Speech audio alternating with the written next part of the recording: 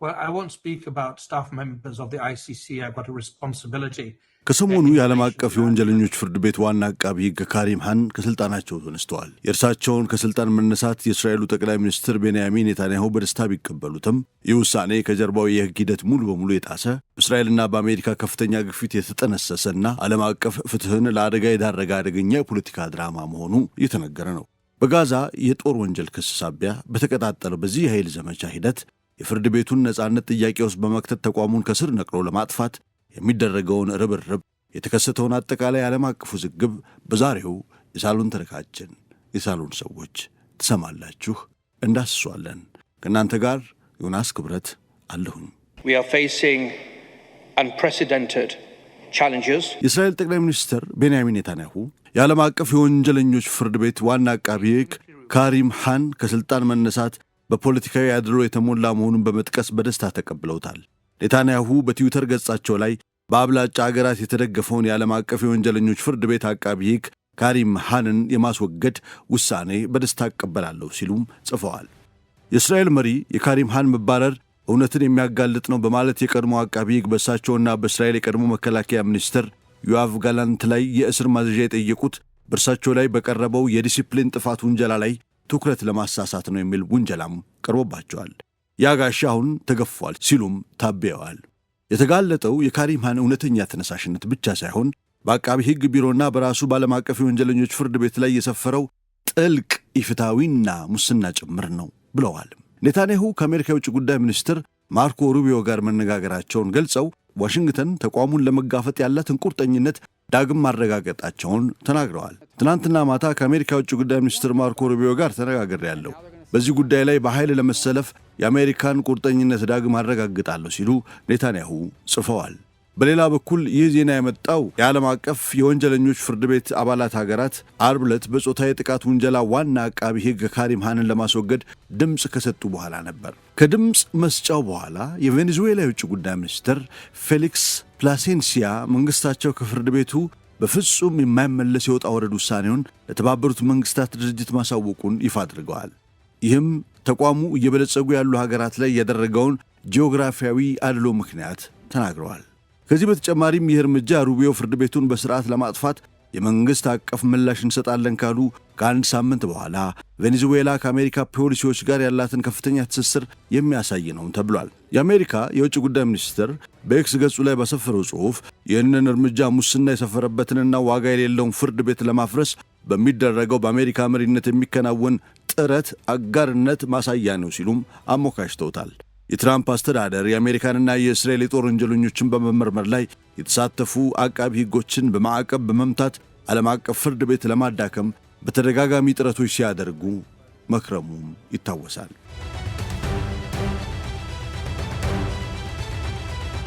ባለፈው ዓመት በተፈረመ የሥራ አስፈጻሚ ትእዛዝ ትራምፕ አይሲሲ የአሜሪካንና የቅርብ አጋራችን እስራኤልን ያነጣጠረ ሕገ ወጥና መሠረት የለሽ ድርጊቶች ፈጽሟል ሲሉም ጽፈዋል።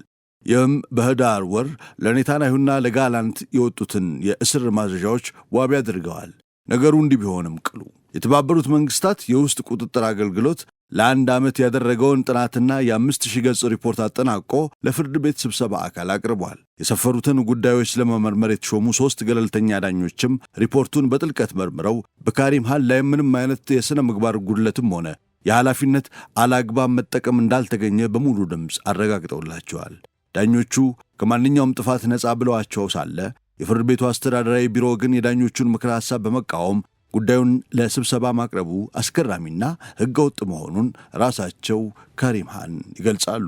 በዚህ የሕግ ሂደት መካከል በካሪም ሃን አመራር በእስራኤል ጠቅላይ ሚኒስትር ቤንያሚን ኔታንያሁና በቀድሞ መከላከያ ሚኒስትር ዮአቭ ጋላንት ላይ የእስር ማዘዣ መውጣቱን ተከትሎ አሜሪካ ከየካቲት 2025 ጀምሮ ማዕቀብ ጥላበታለች።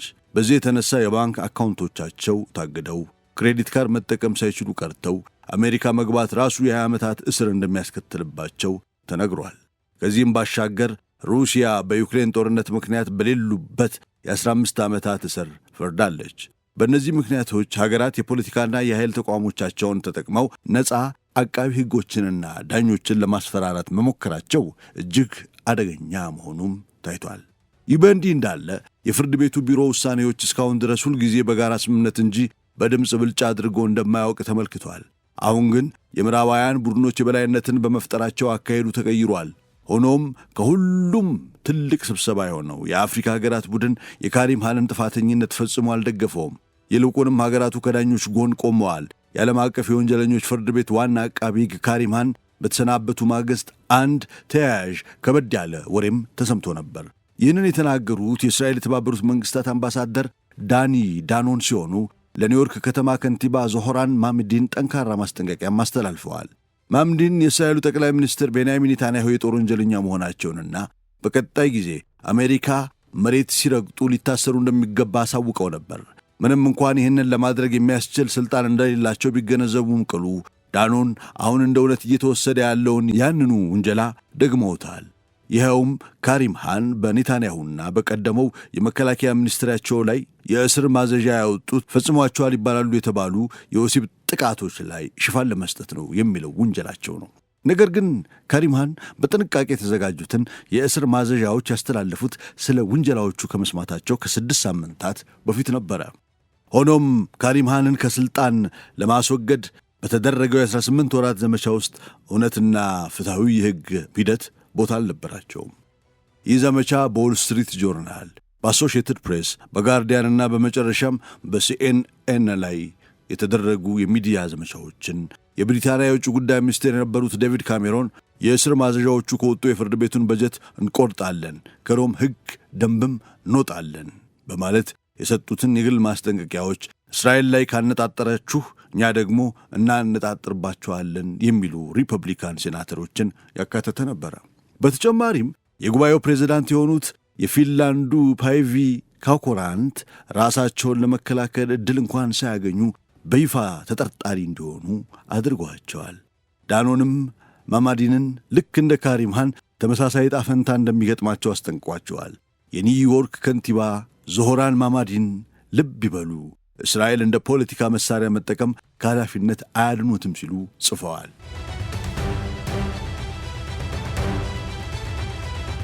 በቀድሞ ጊዜያት እስራኤል ከጀርባ ሆና መስራትን ትመርጥ ነበር።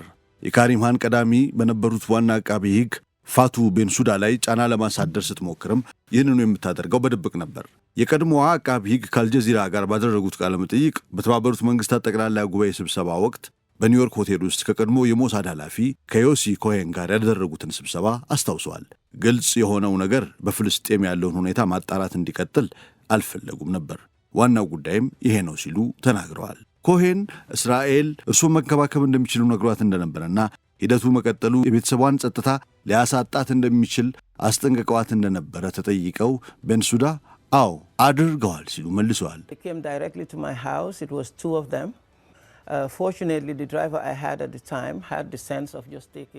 ነገር ግን ካሪም ሃንን ከሥልጣን ለማስወገድ የተደረገው ይህ ዘመቻ አዲስ ታሪካዊ አሰራር ፈጠረ። እስራኤል ከጅምሩ የዘመቻው ባለቤት መሆኗንና በአነክሮ አሳይታለች። ከራሱ ከካሪም ሃን ወይንም ከውጭው ዓለምም ከዚህ ውንጀላ ጀርባ ያለው እሷ መሆኗን ለመደበቅ ምንም አይነት ጥረት አላደረገችም። ካሪም ሃንንም በሚኖሩበት ሄግ ከተማ የሞሳድ ቡድን በመላክ አስፈራርታቸዋለች። በአንድ ብሪታንያዊ ጠበቃ በኩልም መልእክቶችን አስተላልፋለች። በመጨረሻም ራሳቸው ኔታንያሁ 4 ሌሎች ሴቶች በካሪም ሃን ላይ ለመመስከር እየተዘጋጁ መሆናቸውን አስታውቀዋል። ይህ የሆነው ጋርዲያን ሁለተኛዋ ሴት ልትመሰክር ልትቀርብ ነው ማለቱን ተከትሎ በሰዓታት ልዩነት ነበረ። የኔታንያሁ ውንጀላ ግን አለመረጋገጡን ልብ ይሏል። ካሪም ሃንም በሐሳባቸው ጸኑ። ዓለም አቀፍ የወንጀለኞች ፍርድ ቤት ከሁሉም ፍርድ ቤቶች በላይ የሕግ ሂደትን ያከብራል በሚለው እምነታቸው ላይም ጸንተው ቆዩ። ሆኖም ይህ የኋለኛው እምነታቸው ከእስራኤል ዱላ አላዳናቸውም። በካሪም ሃን ላይ የቀረቡት ውንጀላዎች የውስጥ ቁጥጥር አገልግሎት ቢሮ ባለፉት ከዓመት በላይ ባሉት ጊዜያት ውስጥ መርምሯቸዋል። ቢሮው 137 ድምዳሜዎችን ያቀረበ ሲሆን ከእነዚህም ውስጥ የወሲብ ጥፋት ይቅርና አንድም የሚጠቀስ ነገር አልነበረም ይላሉ ሰሞነኛዎቹ የምርመራ ዘገባዎች። በኦአይኤስ የተሰበሰቡት መረጃዎች በጉባኤው በተሾሙ 3 ከፍተኛ ዓለም አቀፍ ዳኞች ፓናል ጥንቃቄ በተሞላበት ሁኔታ ተገመገሙ። ይህ የዳኞች ፓናል የኦአይኤስ ግኝቶች በካሪም ሃን በኩል የዲስፕሊን ጥፋት ወይንም የግዴታ መጣስ እንደሌለባቸው አረጋግጧል የሚል ውሳኔ ያሳለፈ። እነርሱ የተጠቀሙት ራሱ ፍርድ ቤቱ ይጠቀምባቸው የነበሩትን ተመሳሳይ የመረጃ ደረጃዎች ነበር። ከዚህ በኋላ የነበረው ሂደት ግን ራሱ ጉባኤው የሾማቸውን ዳኞች ሪፖርት በማኮላሸት ራሱ ጉባኤው የጀመረው ዘመቻ ነበረ። እያወራን ያለነው ስለ ፍርድ ቤት ነው።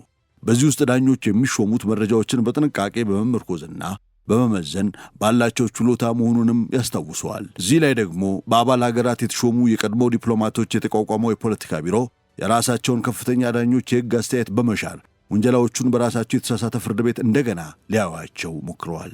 የሩሲያው ፕሬዝዳንት ቭላዲሚር ፑቲን ካሪም ሃን በእሳቸውም ላይ የእስር ማዘዣ እንዳወጡባቸው የሚታወስ ነው። እስራኤል የዓለም አቀፍ የወንጀለኞች ፍርድ ቤት አባል ሀገራትን ለመጫን ያደረገችውን አይነት ድርጊት ፈጽሞ ቢሆን ኖሮ የምዕራባውያን መንግስታት ምላሽ ምን ሊሆን እንደሚችል እስቲ ያስቡት። ይሁን እንጂ የተፈጠረው ሁኔታ ከዚህም የባሰ ነው። ካሪም ሃንን ከስልጣን ለማስወገድ ሲባል የፍርድ ቤት አስተዳደራዊ አካል የሆነው የጉባኤው ቢሮ እርሳቸውና በጠበቆቻቸው የሕግ ሂደቱን እንዲያውም ማንኛውንም የመደበኛ ሂደት እንዳያገኙ ከልክሏቸዋል። ይህም የቢሮ አባላት በግል ለአቤቱታ አቅራቢዋና ራሳቸው ካሪም ሃን አበላሽቷል እያሉ መነጋገራቸውን ያለ እርሳቸው ዕውቅና ወይንም ክስ ሳይቀርብባቸው ሊሰናበቱበት የነበረውን የክስ አንቀጽ መቀየርን እንዲሁም የድምፅ አሰጣጥ ደንቦችን ማሻሻልን ያካተተ ነበረ።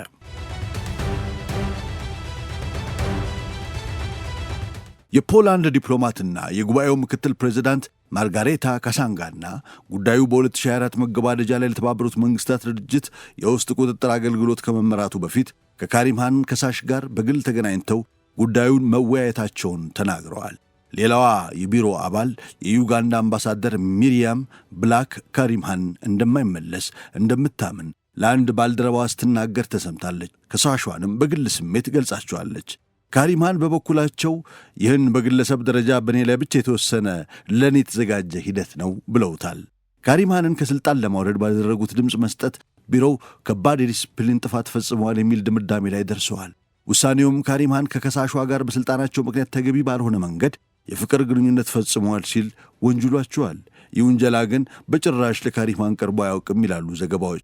በመጀመሪያ ተከሰው የነበረው ከሳሿን በመንካት ነበር። ከዚያም የተደፈረች በማስመሰል ክስ ቀረበባቸው። ዘገባዎቹ እንደሚያሳዩት የከሳሿ ሐሳብ ሙሉ በሙሉ ያተኮረው ያለ ስምምነት በተፈጸመ ድርጊት ላይ ነበር። ቢሮው ግን በጭራሽ አቅርበውባቸው በማያውቁት ክስ መሠረት ከሥልጣናቸው አባሯቸዋል። የዋናው አቃቢ ሕግ በይፋ መገለል በታቀደለት ሰዓት እንዲከናወን ለማድረግ ብቻ ሲባል ቢሮው የድምፅ አሰጣጥ ሂደቱን ጭምር ቀየረ። ከሁለት ደረጃ ድምፅ አሰጣጥ ወደ አንድ ደረጃ ድምፅ አሰጣጥ በመቀየር ጉባኤው ስለተባለው የዲሲፕሊን ጥፋት የራሱን ግምገማ እንዳይሰጥ የሚከለክል አሰራርም ዘረጋ። ካሪም ሃን ከሥልጣን ከተወገዱ በኋላ የዓለም አቀፍ የወንጀለኞች ፍርድ ቤት አቃቢ ሕግ ቢሮ ሥራው ላይ መቋረጥ እንደሚቀጥል አስታውቋል። የዓለም አቀፍ የወንጀለኞች ፍርድ ቤት በዩክሬን፣ በዳርፉር፣ በሊቢያና በአፍጋኒስታን ውስጥ ምርመራዎችን እያካሄደ ይገኛል። ነገር ግን ቢሮው በሚያዝያ ወር በእስራኤል የገንዘብ ሚኒስትር በቤዛሌል ስሞትሪች ላይ የእስር ማዘዣ ለማውጣት ጥያቄ አቅርበው ነበረ። ለብሔራዊ ደህንነት ሚኒስትር ለአይትማር ቤን ጊቨር የሚሆን ሌላ ማዘዣ የተዘጋጀ እንደነበረ ዘገባዎች ይጠቁማሉ። እነዚህ ጥያቄዎች ካሪም ሃን ከግንቦት 2025 ጀምሮ ፈቃድ ወስደው ከመሄዳቸው በፊት ዝግጁ የነበሩ ሲሆን ከዚያም ወዲህ ግን ምንም የተደረገ ነገር የለምም ተብሏል። በኔታንያሁና በቀድሞ የመከላከያ ሚኒስትር ዮአቭ ጋላንት ላይ የወጡት የመጀመሪያዎቹ የእስር ማዘዣዎች ግን ዛሬም ባሉበት አሉ። ካሪም ሃን ከውሳኔያቸው እንዲመለሱ ከተደረጉባቸው በርካታ ሐሳቦች መካከል ዋናው አቃቢ ሕግ ከገባበት አጣብቂኝ እንዲወጣ የሚያስችል አንድ ሐሳብ ቀርቦ ነበር። ይኸውም ካሪም ሃን የእስር ማዘዣዎችን ምስጢራዊ አድርጎ እንዲይዛቸው የሚል ነበረ። ይህም እስራኤል በድብቅ እንድትሞግታቸው ያስችላል የሚል ነበረ። እስከሚታወቀው ድረስ በዓለም አቀፍ የወንጀለኞች ፍርድ ቤት ውስጥ ከእስራኤል ጋር የተያያዙ ሁሉም ሥራዎች ሽባ ሆነዋል። የፊጂዋ ናዝናት ሽሚም ካንና የሴኔጋሉ ማሜ ማንዲያዬ ኒያንግ የተባሉ ሁለት ምክትል አቃቢ ሕጎች ቢሮውን መምራታቸውን ቀጥለዋል። ሁለቱ ምክትል ኃላፊዎች የኔታንያሁና የጋላንት የእስር ማዘዣዎችን በሥራ ላይ በመቀጠላቸውን በአሜሪካ ማዕቀብ ተጥሎባቸዋል። አሁን በዚህ ጉዳይ ላይ ከሁሉም በላይ ግንባር ቀደም የሆነው የአሜሪካ የውጭ ጉዳይ ሚኒስትር ነው። ቃል አቀባዩ ቶሚ ፒክቶም ካሪም ሃን የዓለም አቀፍ የወንጀለኞች ፍርድ ቤት ሙስናና የሥልጣን መባለግ ትክክለኛ ምሳሌ ነው። እርሳቸው መሄዳቸው ጥሩ ነው። ነገር ግን ይህ በፍጹም ሊጠገን በማይችል መልኩ የተበላሸ ተቋም ውስጥ ያለ አንድ ትንሽ ጊንጥ ብቻ ናቸው። የዛሬ ውጤት አሜሪካ ዓለም አቀፍ የወንጀለኞች ፍርድ ቤትን ለማፍረስ ያቀደችውን ዕቅድ በምንም መልኩ አያስተጓጉልም ብለዋል። የእርሳቸው አለቃ የሆኑት ማርኮ ሩቢዮ የዓለም አቀፉ የወንጀለኞች ፍርድ ቤትን ቀስ በቀስ በማፍረስ ዘመቻ ላይ ይገኛሉ። ዓለም አቀፍ የወንጀለኞች ፍርድ ቤት አዲስ ዓለም አቀፍ ሕግ ኃላፊነት የማይሰማው ዳኛ ለመሆን ይፈልጋል። ዜጎቻችንን በፈቃዱ ከሶ ለመያዝና የአሜሪካንን ሉዓላዊነት ሕልውና አደጋ ላይ ለመጣል ሥልጣን ተሰጥቶታል። ለፍርድ ቤቱም የአሜሪካንን ቁርጠኝነት እናስተምረዋለን ሲሉ ሩቢዮ ዛሬ ማለዳ ጽፎ ነበር። በካሪም ሃን መወገድ ተነሳስተው ታዋቂ የእስራኤል ደጋፊ ጠበቆች እንደተያዙት የፍልስጤም ግዛቶች የተባበሩት መንግስታት ልዩ ራፖርተር ፍራንቼስካ አልባኔዚ ያሉ ሌሎች የመብት ተሟጋቾች አሁን በግልጽ እያስፈራሩ ይገኛሉ። የተባበሩት መንግስታት ድርጅት የመብት ተሟጋች ክፍል ዳይሬክተሯ ሂላል ኖይራም ቢሮአቸውን አላግባብ ለሚጠቀሙ ዓለም አቀፍ ባለሥልጣናት ከዚህ በኋላ ያለመከሰስ መብት የለም፣ የዓለም አቀፍ የወንጀለኞች ፍርድ ቤት አቃቢ ሕግ ካሪም ሃን ሴት ሠራተኞቻቸውን ተንኩሰዋል፣ እርሳቸውን ለማስወገድ ያደረግነው ዘመቻ ተሳክቷል፣ አሁን ተባረዋል ሲሉ ጽፈዋል። የእስራኤል የውጭ ጉዳይ ሚኒስትር ጌዲዮን ሰዓርም የዓለም አቀፍ የወንጀለኞች ፍርድ ቤት አባል ሀገራት ካሪም ሃንን ለማሰናበት ባደረጉት ውሳኔ ላይ ንቁ ሚና ተጫውተዋል ሲሉ ተናግረዋል። የአይ24 ኒውስ ዲፕሎማሲያዊ ዘጋቢ የሆኑት ጉይ አዝርኤል እንዳሉት ሰዓር ልዩ ግብረ ኃይል በማቋቋምና ሃን ከስልጣን እንዲወገዱ ለማድረግ የሚያስችሉ ከፍተኛ የዲፕሎማሲ ጥረቶችን መርተዋል። ውሳኔውን በመቀበል ኔታንያሁ ዓለም አቀፍ የወንጀለኞች ፍርድ ቤት የመጨረሻውን ገዳይ ምት ስለመስጠት ከሩቢያ ጋር መነጋገራቸውን ለጥፈዋል። ካሪም ሃን ለማስወገድ በተደረገው ዘመቻ በመንበርከክ ሮት አይሲሲን ወይንም አብሮት ያሉትን የሰብአዊ መብት ጠበቆች ከዚህ አይነት ጥቃትና በደል አልታደገም።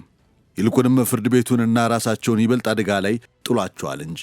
የሚያስገርመው ነገር ካሪም ሃን በተባረሩበት ዕለት የተባበሩት መንግስታት ድርጅት አውስትራሊያዊ ጠበቃ ቮልከር ቱርክ የሰብአዊ መብት ኃላፊ በመሆን ሌላ የ4 ዓመት የሥራ ዘመን እንዲኖራቸው ድምፅ ሰጥቷቸዋል። እስራኤል ይህንን ድንጋጤ ችላ በማለት ለመቃወም ምንም የሚታይ ጥረት አላደረገችም ነው የተባለው። ይህ የሆነበት ምክንያት ደግሞ የተባበሩት መንግስታት ድርጅት ድርጊቶች ዋጋ እንደሌላቸው የምታውቅ ስለሆነ ነው የሚሉት ተንታኞቹ። ሆኖም ካሪም ሃን የሰሩት ነገር ኃይል ነበረው ይላሉ። በጋዛ ላይ የዘር ማጥፋት ከጀመረችበት ጊዜ አንስቶ ለእስራኤል ትልቁ ዓለም አቀፍ ስጋት ይኸው ፍርድ ቤት ነበረ። ካሪም ሃን መወገድ የነበረባቸውም ለዚህ ነው ይላሉ በርካታ ዘጋቢዎች። ማማዳኒ ኔታንያሁ የጦር ወንጀለኛ መሆናቸው የሚኮነኑበት ቪዲዮ ከ200 ሚሊዮን በላይ እይታዎች አግኝቷል። ካሪም ሃን ከስልጣን ከተወገዱ በኋላ ዩጎቭ የተሰኘው ታዋቂ ሐሳብ ሰብሳቢ ተቋም አሜሪካውያንን ኔታንያሁ ቀጣይ ሲመጡ መታሰር ይገባቸዋል ወይ ብሎ ሲጠይቅ 46 በመቶ የሚሆኑት የጽዮኗ መሪ መታሰር እንደሚገባቸው መናገራቸውን ጠቅሷል። የዓለም አቀፍ የወንጀለኞች ፍርድ ቤት ዋና አቃቢ ሕግ ካሪም ሃን ከስልጣናቸው መነሳት የሕግ የበላይነት ሥርዓት ማብቂያ መጀመሪያና እጅግ አስፈሪ ክስተት መሆኑን ሲናገሩ የተደመጡት ደግሞ የተባበሩት መንግስታት የፍልስጤም ልዩ ራፖርተር ፍራንቼስካ አልባኔዝ ናቸው። እስራኤል ካሪም ሃንን ለማስወገድ ከደርዘን በላይ የሚሆኑ የአሜሪካ ኮንግረስ አባላትን ጨምሮ ከፍተኛ የማፊያ ስልት የተሞላበት ዛቻና ጫና ስታደርግ እንደቆየች የሚጠቁሙት አልባኔዝ እስራኤልንም ሆነ አሜሪካን አትንኩ የሚል መልእክት ለፍርድ ቤቱ በግልጽ መተላለፉን ያስረዳሉ። ራሳቸውም ጭምር በእስራኤል የተፈጸሙ ጦርነት ወንጀሎችን እንዲመረምሩ በመምከራቸው ብቻ በአሜሪካ ማዕቀብ እንደተጣለባቸው ከሚያስታውሱት አልባኔዝ በዚህም ምክንያት ከባንክ ስርዓት ሙሉ በሙሉ እንደተገለሉ፣ የገንዘብ ዝውውር ማድረግ እንደማይችሉና የጤና አመድን እንኳን ማግኘት እንዳቃታቸው ይናገራሉ። የካሪም ሃን መባረር ሂደት በውስጥ ምርመራ ምንም አይነት ጥፋተኛ እንዳልተባሉ ከተረጋገጠ በኋላ የሕግ ሂደቱን ፈጽሞ ባልጠበቀና በፍጥነት የተወሰደ እርምጃ መሆኑን በመጥቀስም ጉዳዩ ከእውነተኛ የፍርድ ቤት ሂደት ይልቅ በማኅበራዊ ሚዲያና በዜና ማሰረጫዎች የተደረገ የግብዝነት የፍርድ ድራማ ሲሉም ውግዘታቸውን አሰምተዋል።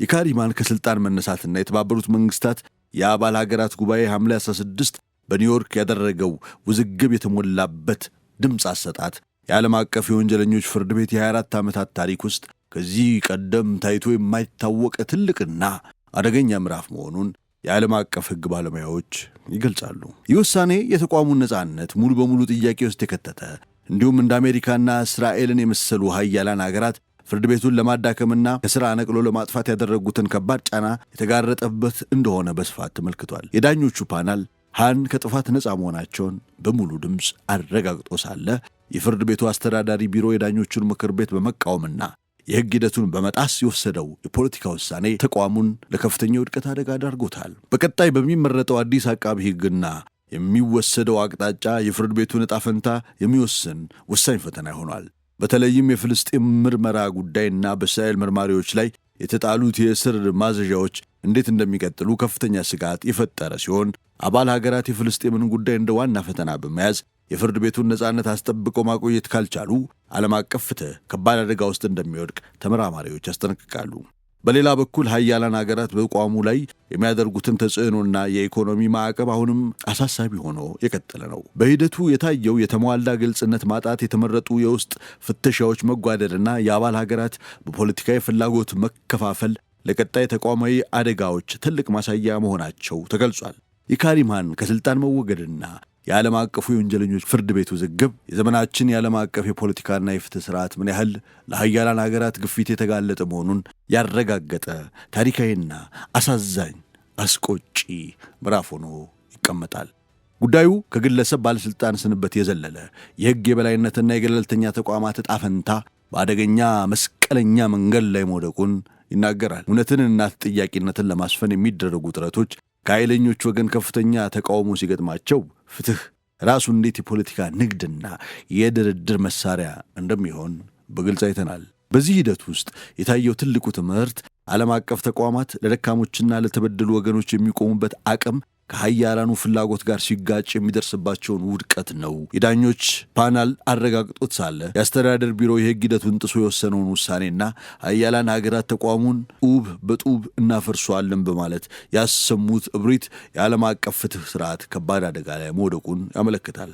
ሆኖም የሰው ልጆች ለእውነትና ለሰብአዊ ክብር ያላቸውን ጽኑ አቋምና ሕግንና ስርዓትን ሙሉ በሙሉ እንዳይፈርስ እንደሚያስጠብቀው እንዲሁም የፍትህ ትግል በጊዜያዊ ኃይል ሊጨቆን እንጂ ሊጠፋ እንደማይችል ታሪክ የሚመሰክረው ሀቅ ነው። ቸር ሰንብቱ የሳሎን ሰዎች።